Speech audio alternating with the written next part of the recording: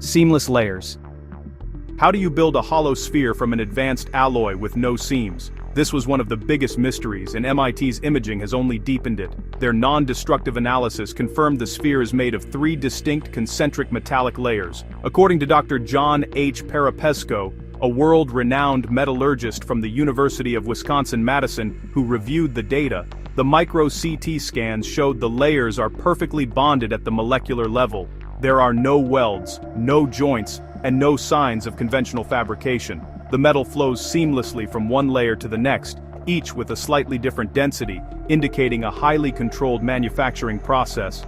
Dr. Parapesco stated in the 2025 release that processes like powder metallurgy with hot isostatic pressing or chemical vapor deposition are the only modern analogs.